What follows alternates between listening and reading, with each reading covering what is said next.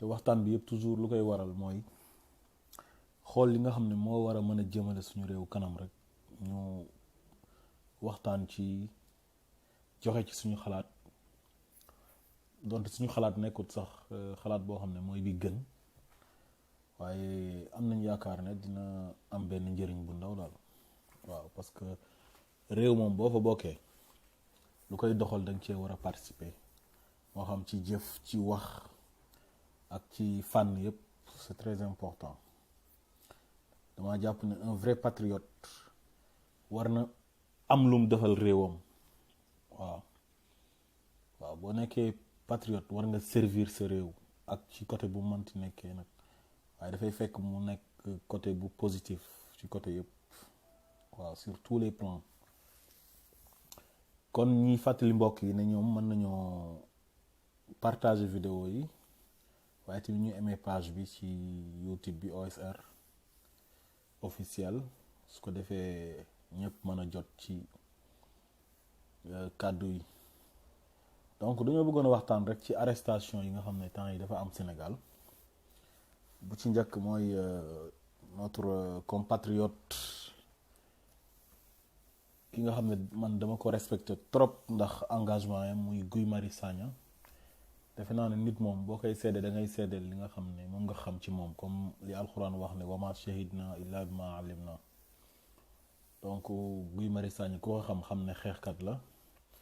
te xeex bi yëpp réewam moo tax mu koy def patriotisme rek moo waral lépp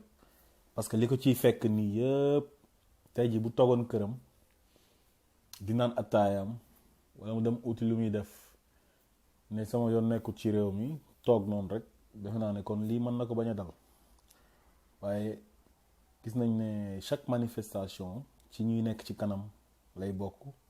te à chaque fois day am ay garde à vue defe naa ne lu mu am ci ay garde à vue moom bëri na lool kon kooku dafa nekk ni koo xam ne ñun dañ ko soxla parce que koo xam dafa engagé wu di xeexal réewam ci fànn yëpp à chaque fois heure bu réew mi soxlaa mu jóg ñu humilier ko manote ko jàpp sànni ci oto bi am na ñoo xamante ni loolu ñoom duñ ko def seen réew jaralu leen ko waaw donc kon suñ gisee koo xam ne réewam jaral na ko loolu ko ku ñu war a fonk la xam ne ku bëgg réewam la te defe naa ne fonk sa réew bokk na ci li nga xamante ni jaamu yàlla la comme ni ko yonent bi waxee hubbul watani minal iman donc jàpp bi ñu ko jàpp ñun daal dañoo jàpp ne daal amul benn solo daal parce que mook Adama Gueye yëpp mook Adama Gueye journaliste parce que réew daal rawatina Sénégal ñun am nañ yeneen priorité fu mu nekk nii dul di jàpp ay nit quoi di tëj waaw parce que daal vraiment foogoon nañ ne suñu démocratie bi toll na foo xam ne liberté d'expression dafa war a am donc président bi ñu koy fal moom président Macky Sall foogoon nañ ne bu ñu ñëwee dafay gën a consolider yooyu noonu yëpp quoi donc muy démocratie xam nga liberté d'expression yëpp ci la bokk xam nga il faut que tamit ñu nangoo nekk républicain tamit parce que Sénégal c'est une république waaye su fekkee da nga ne da ngay jiite réew ba pare bàyyi fa benn article boo xamante ni mën nañu wax ne góom la ci constitution bi muy article 80 bi te il avait occasion pour dindi ko waaw il avait l'occasion pour effacer ko ci référendum bu 2016 mars 2016 bi donc kon ñoom loolu lu muy wane rek mooy képp koo xamante ni toog nga article 80 boobu da nga koy bëgg a téye bàyyi ko fa di ko jëfandikoo pour di def ay règlement de compte comme képp koo xamante ni contre na la rek nga am foo jaar ak moom waaw gars yi dem jàpp ko yóbbu ko ne ko waaw offense au chef de l'État pour ñamal la kaso bi wan la ne la daal ñoom ñoo la ëpp doole jaay la doole te man pour man loolu jaru ko ñun on a d'autres priorités Sénégal dafa bëri ay problème vraiment xam nga di jàpp ay nit di tëj kaso amul benn njëriñ taxul benn réew avancé taxul benn démocratie jëm ci kanam ku boot bu ki xaj bawu la boo nekkee président de la république wala ak leneen loo mënti jiite da ngay nangu nit ñi di la critiquer da ngay nangu nit ñi di la saaga parce que saaga du la tax dans les plus grandes démocraties comme ay États-Unis ay France ak feneen dañuy saaga président bi gars yi dañuy wax ministre yi lu nekk xam nga mais dara xam nga dañuy xam ne liberté d'expression la te et puis ku boot bu ki xaj boobu la xam mais saaga lan lay wàññi président mais saaga wàññiwul nit dara nañ dépassé yooyu quoi pour man on a d'autres priorités xam nga Sénégal condition de détention yi rek ak garde à vue yi rek fu ñuy dugal gars yi violon yi loolu rek dañ ko war a régler d'abord ba pare parce que condition yooyu dafa doy waar nit da ngay nekk garde à vue mais ci mën nga faa sax jëlee feebar fu ñu leen di bàyyi noonu te du ñu respecter sa droit du ñu respecter sa dara xam nga loolu dafa doy waar doomi aadama dafa fort quoi nañ fonk nit ñi parce que mënoo nekk koo xam ne yow tu es parti de rien tu es issu d'une famille pauvre xam nga jaar ci coono xam lan mooy coono yàlla dimbale la nga dem ba accéder au pouvoir nekk président de la république de tous les sénégalais mais loolu lu ko gën a neex defe naa ne ku yàlla dem ba def le président de la république da ngaa war a sant yàlla quoi yenn détails yi nga bàyyi ko muy jàll quoi yooyu amul problème du la wàññi dara xam nga luy coono jaar nga ci yàlla jékki-jékki jëlee la ci lool teg la fa ñaata sénégalais ñoo fi nekkoon di laaj réew mi te yàlla joxu leen réew mi donc bu la yàlla tànnee ci sénégalais yooyu 15 millions sénégalais yi ne yow yaay seen njiit mais loolu lu ko gën a kawe mais muñal yonent bi moo ñu gënoon a fort lu nekk supporté na ko am na ñeneen ñu fi jaar lu nekk supporté nañ ko Nelson Mandela li ko may lii tey mu nekk héros lan moo ko may mooy mën a supporter rek muñ jéggale jëlale dafa am yoo xamante ni boo bëggee nekk nit koo xamante ni nit ku fort ngay nekk il faut ngay jéggale di jëlale loolu dafa bokk ci qualité yi gën a baax ci doomi aadama mais ay fayuwante ay nit ki contre na ma il faut ma jaay ko doole te yow doole boobu noonu doole boobu peuple bi ñoom ñoo la ko jox te c'est pas éternel nekkul loo xam ne day continuer quoi loolu dañ si war a bàyyi xel bu baax a baax man daal pour man président de la république ak justice beeg maanaam administration bi état bi yëpp ñoom daal am na ñeneen priorité quoi lu dut ay offense au chef de l'état yeeg ay kii moo publier lii ci Facebook am dig ñëw armée wu jël si la sa kër yóbbu dóor la garde à vue presse bi di wax ñëpp di wax loolu amul la du leen jëriñ dara mais nit ki mu ngi bind ci Facebook am di publier di saaga di xas mais garaawul il faut ñu nangoo démocratie bi il faut ñu nangu ne nous sommes dans un pays de démocratie mais xoolal tey bu ñu demee ba Sénégal tey heure bu ñu jàppee nit ñu tudd président bi xam nga loolu c'est grave heure bu ñu jàppee nit rek kenn du wax justice kenn du wax ne c'est la justice qui fait son travail dañuy wax ne président bi mooy acharné wu ci kaw gars yi te yooyu yëpp lu koy waral mooy corruption rek corruption parce que ki nga xam ne moom mooy corrompre nit ñi moom li mu bëgg mooy mu am toogaay bu baax mooy bu toogee nekk président de la république rek lu muy njëkk a def mooy comme que moom mooy diriger conseil supérieur de la magistrature tànn ay gaayam placer leen ay hommes de confiance am ak ñoo xamante ni ils sont corrompus teg leen lu mu bëgg suba ba ngoon rek ñu defal ko te népotisme bi ñu doon xeex ci temps yi Ablaye Wade moom Macky Sall bokk na si ñu ko doon xeex mais dañoo gis ne dafa continuer ba léegi parce que boo faree président de la république yow loo mënti def yow dara du la ci fekk yow saagaal nit ñi ndey xasal nit ñi mais gars yi ñuy saaga nit ñi te ñu bokk ci Macky Sall tey ñun nañ waxante dëgg quoi ñun ñoo bokk Sénégal te Sénégal yëpp ñun ñoo ko moom quoi benn bopp la kenn mën na ko xar ñaar man le 23 juin maa ngi woon buntu assemblée nationale j'ai serré la main à monsieur le président de la république Macky Sall le jour boobu noonu le 23 juin 2011 nuyu naa Macky Sall nii buntu assemblée nationale mu taxaw nii ma taxaw ak benn sëtu Baye Niass bu ñuy wax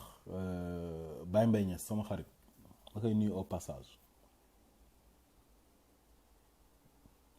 donc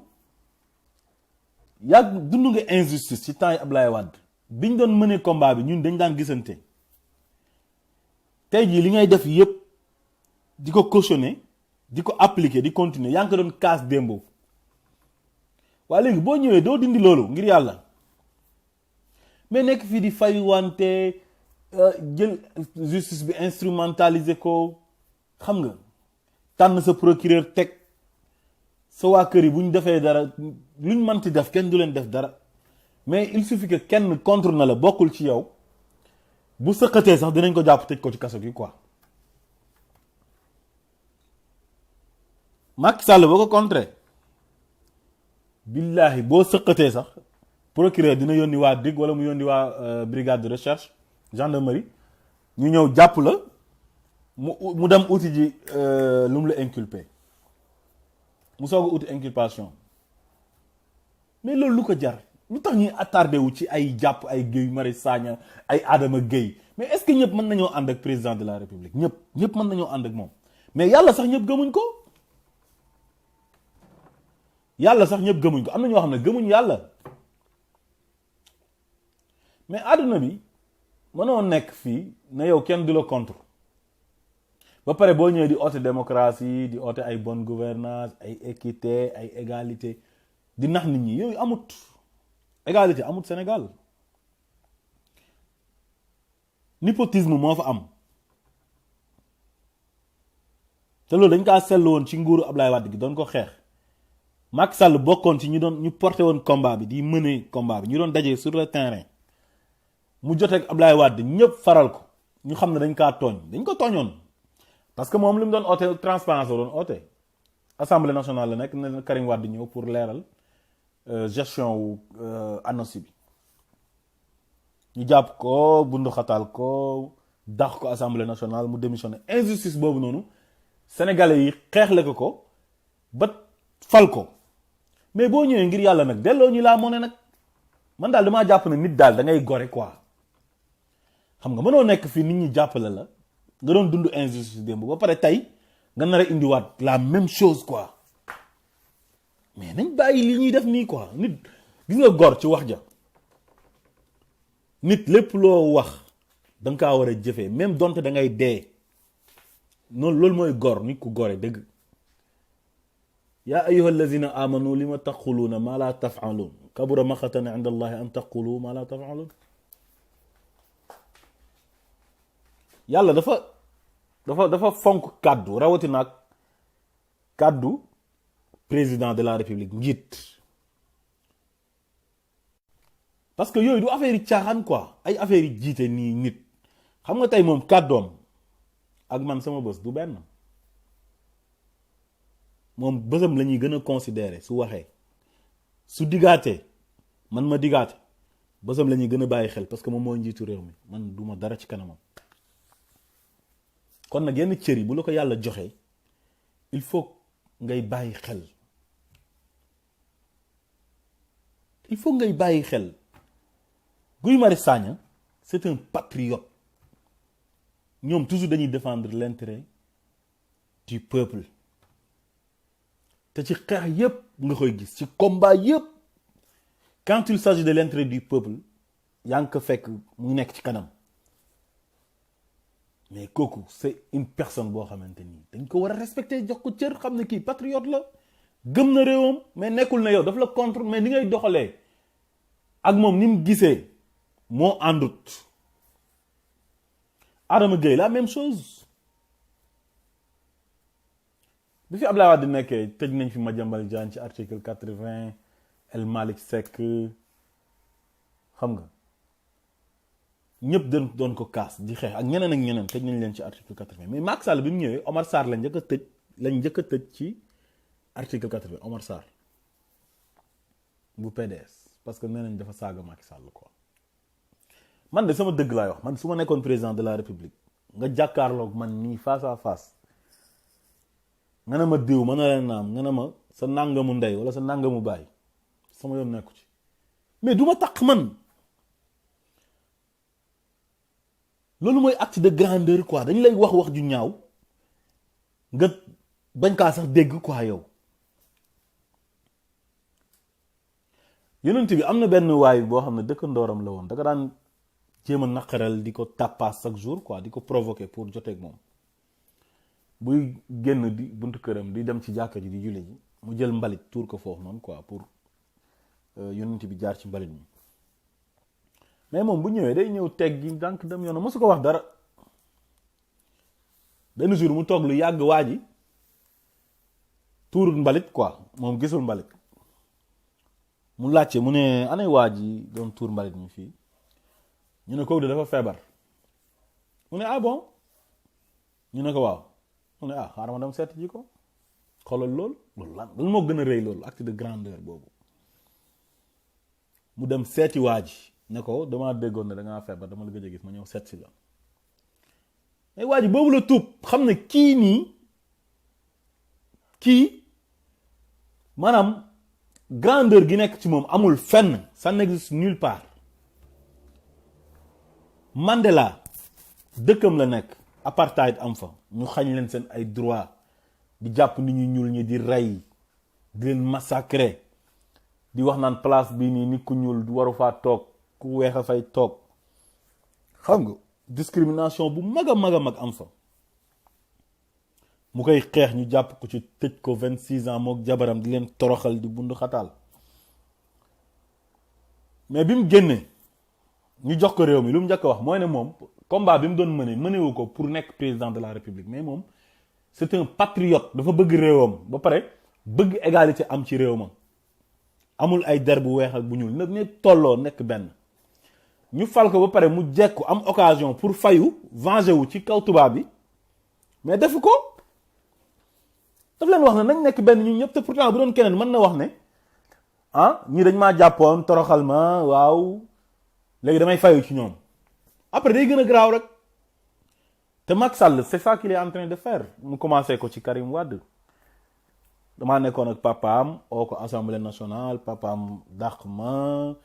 xam nga ñu bundu xataal ma léegi man nekk naa président damay fayu yàlla bëggut loolu de yàlla lu mu bëgg mooy nit koo xamante ni suñ la tooñee nga baale yàlla kooku la bëgg li tax sax yàlla moom jël place Ablaye Wade fi Ablaye Wade toogoon mu jëlee fi Ablaye Wade moom teg ko fa te c'était pas évident c'était la première fois nga nekkoon premier ministre wu kenn ci Sénégal nekk président assemblée nationale am nekk ministre de l'intérieur am ministre des mines am directeur général Petrosen nga joteeg moom au bout de 5 ans mu jëlee la foofu noonu mu jëlee kooku ci chaise bi teg la fa loolu yàlla rek moo ko mën xëy na yàlla daf ko àtteeg Ablaye Wade mais bu la yàlla di defal loolu nag yow da ngay sant yàlla bañ fay nekk di lijjanti ay détails ay tëj Khalifa Sall parce que dafa am ambition présidentielle mais pour lan mais amul njëriñ ku ko waxut loolu waxoo ko dëgg nañ génnee seen loxo ci justice bi bàyyi justice bi doxal Sénégal justice bi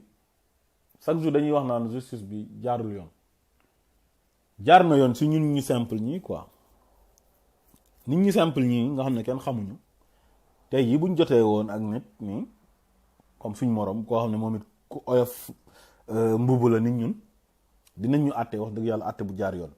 waaye boo déggee toujours ñu naan justice bi indépendance wul amul indépendante wul xam nga la justice n'est pas indépendante soo koy dégg mooy toujours ku nekk président rek day yéeg di faagaagal adversaire mi jaarale ko ci justice bi parce que day teg ay nitam waaw cour d'appel xam nga teg nitam fële première instance cour de cassation ba ci sax cour suprême nga dem ay conseil constitutionnel ñëpp daf koy miine kon ku koy mënal dara président boobu day am doole yow ñi nga xam ne ñoom ñoo yore doole état bi yëpp doole réew mi yëpp ñoom ngay jël sa ay nit teg leen fa ba pare am foo jaar ak ñoom mais yow kooku kan moo lay mënal dara Macky kenn mënalu ko dara dafa bëri doole kenn mënu ci tus waaye nag moom moo war a xam xool digganteem ak yàlla ba pare xool ne kullu man alayha fanin léppay jeex lu dul jeex amut xool digganteem ak yàlla xool démbam xam ne moom xëyut rek mel nii li olof yi di wax ne ndar rek xëyul sotti te xam ne lii dana jeex lii du dara affaire u àdduna la rek jaay nit ñi doole te kaso dafa métti rawatina kaso Sénégal yi condition yi nu mu méttee ngay jàpp nit ñi rek di dugal ci kaso yi quoi di tëj doomi aadama yi quoi mais loolu c'est très grave loolu dafa grave nañ bàyyi tëjaate bi te liggéey réew mi yow déjà rek ñun lu ñuy war mooy war nañoo tabax ay kaso yu bees yu dëppook jamono xoolal Rëbës condition de détention yi nga dem ci région yi sax moo xaw a tane Rëbës ndax au moins sax ñoom seen kaso yi xaw naa féex mais jël nit ñi dànkaloo foofu noonu tàngaay bi condition yi métti lekk gi jaarul yoon paju bi ñaata nit ñoo dee ci kaso yi déjà loolu yow boo nekkee nit ku baax rek boo ñëwee am yërmande war nga lijjanti loolu parce que kaso mënul ñàkk il faut kaso am ci réew il faut am ñoo xam ne dañuy def ay ñaawteef ñu leen di tëj mais nag nit ki tamit dafa am ay droit ak lu mënti def mais jël kaso yi ku sëqat rek nga ubbi rek dugal rek aca rap tëj pour lan mais am nañ ay priorité mooy maa ngi koy wax nañ ñun amuñ ay hôpital yu baax hôpitaux yi mu ngi nii amul plateau médical bu baax ku feebar ci ñoom ponkali bitim réew ngay dem fajo ñoom ñëpp seen doom bu ñu feebaree seen soxna yi ñoom ñëpp dañuy dem France wala États-Unis wala Canada dañuy dem sax ba Maroc sax léegi dañu fay dem te marocains yi université bu Dakar lañ leen di tàggatee fa lañ leen di former yow ngay former ay médecins ñu dellu seen dëkk gën la médecine gën la am ay hôpitaux yu bees yu baax Sénégal ba mu daj benn radiothérapie moo fa am ku am cancer sa bakkan mu ngi ci xottu gerte insuffisance rénale ku ko am chaque jour yaa ngi xalaat na suba ma dee parce que rang bi dafa gudd pour nga def dialyse c'est tout un problème ñaata nit ñooy dee Sénégal ndax manque de moyens mais loolu duñ ci liggéey investir ci def nga 7 ans te gisuñ dara loo xamante ni yow def nga ko lu palpable ñu ne lii nii situation bi décanté wu na réglé nañ ko quoi secteur yëpp benn rien ne marche au Sénégal am man gisuma secteur buy dox te ñuy war a wax am kàddu dañ leen di jox xaalis ñu noppi wala ñu oole na la ñëwal nga ñëw ñu ne la waaw poste ngi nii privilège yaa ngi nii jëlal te noppi nga noppi quoi nekk complice quoi bàyyi baa doole ñu sonn waa àll bi jigéen ñi bu ñuy accoucher ci sareet yi la ñuy nekk di dee da ngay dem ay villages yoo xam ne du am courant du am ndox même capitale bi sax pour am na côté yoo xam ne dañoo am problème ndox Dakar yooyu yëpp ñu war ko régler am problème d'assainissement depuis tubaab bi assainissement yi ñu fa defoon ay biir Dakar Médina yooyu ba léegi gars yi man gisuma fu ñu assainir man ci Dakar dafay taw mu indoonde mais loolu c'est honteux waa léegi du ngeen liggéey loolu mooy priorité du ngeen liggéey ngir yàlla depuis indépendance ba léegi mënul leen a doxal réew mi quoi réew mi mënul dem fenn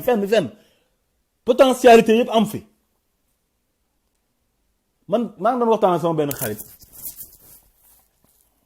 ma ne ko ñun pétrole bi ñuy wax nii sax ñun mënoon nañoo développer bu yàgg avant pétrole bi bu ñu développé wul sax ñu am émergence mu tane quoi ñu tane ñu bokk ci réew yi tane ñun am nañ loo xam ne tubaab bi sax amuñ ko yu bëree bëri même bu dul pétrole bi ak gaz bi avant muy feeñ ak or beeg yooyu yëpp or bi gaa bi mu feeñee yàgg na ñu ngi koy exploiter te amuñ ci benn information benn sénégalais mënu laa wax na la oru Sobodala bi lii la ci Sénégal di am ñoom daal ñu fay liggéey dañuy jékki-jékki rek gis benn avion ñëw ñu dugal leen ci biir ñoom ñëpp tëj leen dugal or yi après avion ba naawaat départ loolu rek lañ ci am. ma ñëwaat ci li ma doon wax au-delà de pétrole beeg yooyu noonu avant loolu sax ñu koy am ñun am nañ yu bari yoo xam ne tubaab bi amuñ ko te ñun ñu ngi koy xeeb te loolu mën na jëmale réew kanam. mango Sénégal daf ko bëri te pourtant exportation bi am na réew yoo xam ne ñu ngi ciy liggéey bu baax suñ ko amoon. ndaamaraas bi ngeen di xeeb nii dafa bëri Sénégal te tubaab bi dañ kaa soxla dafa cher ci tubaab bi. mango cher ci tubaab bi bisaab bu xonk bi nii tubaab bi amuñ ko te dem nañ ba rek ba xam ne lii dafa am ay vertu te pourtant ñun am nañ ko. xorom tubaab bi ni ñu koy soxlaa ñun sax duñ ko soxlaa xam naa sénégalais yu bari jàpp nañ ne xorom ci ceeb rek ci togg rek lañ koy def mais tubaab bi seen aéroport yi bu amee neige wala yenn autoroute yeeg yooyu noonu xorom la ñuy jël sotti ko ci pour affaire bi mën a seey. Pour filtrer ndox bi nit ñi di naan ñu koy filtrer dañuy utiliser xorom benn xorom pour muy mën a filtrer affaire bi. am na jën yoo xam dañ koy cuire ñoom par xorom lañ koy toggee ak seen jambon yeeg xam nga yu bari kon déjà yooyu yëpp am na njëriñ mais xam nga lan lañ am problème ku doxal réew ma doxal ku ñëw mën a doxal réew mi quoi teg ko ci raay bi mu dem am phosphate buy jógee koo Taïba kenn xamu ci dara am zircon léegi or pétrole feeñ na gaz feeñ mais duñ jublu ci loolu concentré wu ci nu ñu defaree réew mi mu développé dox yàlla wàccoo na ak ñun lu mu ñu waroon a jox yëpp jox nañu ko ñun am nañ richesse yëpp am na Sénégal gisuma lu mu manqué Sénégal gisuma lu mu manqué réew Europe bi lu ñu leen di ñeeñee laa la wax am na réew yoo xam dañoo am problème wu am garabu mango laa la wax te mango ñëpp xam nañ ne mango ñëpp àdduna bi yëpp ko bëgg. ndaamaraas ñu nekk Sénégal xamuñ sax valeur bi te indo yi ñu ngi ñëw foofu di ko jënd di ko yóbbu Inde suñ demee grillé ko foofu yóbbu ko France jaay ko fa yóbbu ko États-Unis dem jaay ko yóbbu ko feneen te pourtant dafa bëri Sénégal da nga koy romb nii booy dem Gambie ci njombato bi muy wadd nga dem Casamance doo ci sax bàyyi xel te dafa cher ak yeneen mais problème mu dirigeant lañ am quoi. man daal man xawma lu ñu dal quoi ñun Sénégal est-ce que xam nga am na dëkk yoo xam ne géej sax amu ko géej te ñoon ñu ngi dem seen yoon quoi te ñun lépp luy tax réew di naat ñun am nañ géej te pourtant am na réew yu bari yoo xamante ni dañoo bëgg a disposer géej te amuñ ko. léegi dama leen di laaj rek lan la Sénégal manqué pour développer lan ci ressource lépp am nañ ko. léegi nag lan moo ñu manqué mooy ay njiit yu baax de bons dirigeants quoi ñëw teg affaire bi teg réew mi ci raay bi pousse mu dem développé dafa war a dem Sénégal dafa war a dem Sénégal dafa am ñaana bu leen ko xeeb de réew mu am ñaan la billaahi wallahi tallahi réew mu am ñaan la réew yi ngeen dégg nii yëpp comme ay Dubaï ak ay Arabie Saoudite ak gars yi bi ñu fa doon dem ci année 60 yi année 50 yi di aji màkk foofu dara amu foon mais pétrole bi moo tax ñu développé nii Dubaï même chose màkk lu mel nii taaroo nii tey ak Medinatu Munawwara ci at yi nii la aji mujj yi nii lan moo leen ko may du pétrole te pourtant ñun lu ñu yore ci ay richesse ñoom amuñ ko te ñoom dem nañ seen yoon ay Dubaï fi mu nekk ni àdduna bi yëpp a ngi fay jublu di fa dem te pétrole moo leen may lool te ñun am nañ yu bari yoo xamante ni Dubaï amuñ ko yoo xam ne ñun mënoon nañoo développer mais lu ñu manqué mooy volonté ak ay njiit yu baax ku yéeg daal fal sa xarit fal sa ay mbokk fagagal sa ay adversaire xam nga sa xarit yi sàcc doo leen wax duñu leen wax dara sa rakk yi sàcc sa mag yi sàcc sa jabar sa doom ak ñépp sa ay xarit te kenn du xam nu mu demee te am na ñoo xam ne ñu ngi sàcc xaalisu Sénégal bi sax te siiwuñ te kenn xamul leen billaahi am na ñoo xam ne kenn du leen gis kenn du leen dégg te ñu ngi sàcc xaalisu Sénégal bi te ñu jege nguur gi lañ ñoom ñoo ëpp sax ñi nga xam ne ñoom ñoo nekk ci kaw nii ñu leen di gis. man benn jour dama doon waxtaan ak sama benn xarit di ko tooñ ma ne ko waaw ñun tey ñoo delluwaat tubaab bi coloniser waat ñu benn yoon ndax ñoom au moins xanaa bu ñu ñëwee dinañ mën a defar sax réew mi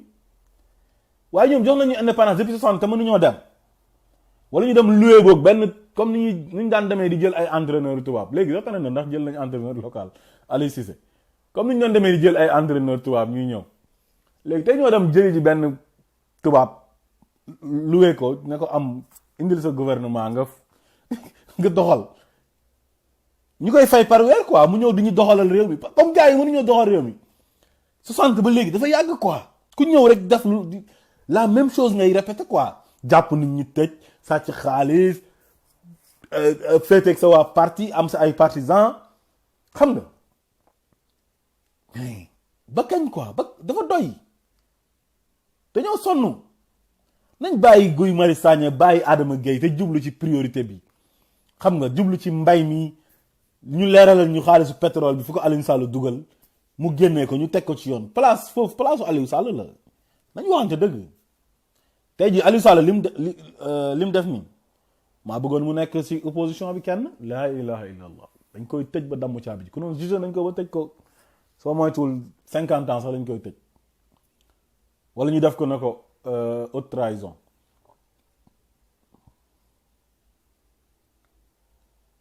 man daal loolu laa amoon lu may wax quoi vraiment parce que daal ñun daal Sénégal ñun ñoo ko bokk ñoo ko moom suñu réew la suñu sañoon ci réew yi gën a avancé ci àdduna bi lay bokk ñun bëgguñ fenn fu dul Sénégal rek lañ bëgg fa lañ gëm parce que mooy suñ dëkk fa lañ juddoo quoi xam nga man daal pour man ñëpp benn lañ daal Macky na nangu gars yi opposé wu na nangu ko ko contre xam nga ku boot bu ki xaj bëw la ñu ko gënoon a fort dañ leen a contre di leen saaga di leen def lu nekk xam nga suñu sëriñ bu baax ba Cheikh Ibrahim Niass Baye nee na moom dégg na lu nekk ba mu des Baye dafa ëmb te lu mu nekk góor rek moo tax mais bu doon jigéen sax ñu jiiñ ko dañoo xam ne góor mënta ëmb lu nekk gis nañ ko lu nekk dégg ko sëñ Touba fii lañ ko jàpp fekk ko mu toog di jaamu yàlla ñu jël ko yóbbu ko toroxal ko sonal ko mais bi mu ñëwee yàlla daf kaa gën a yëkkati sax yëkkati dara jaam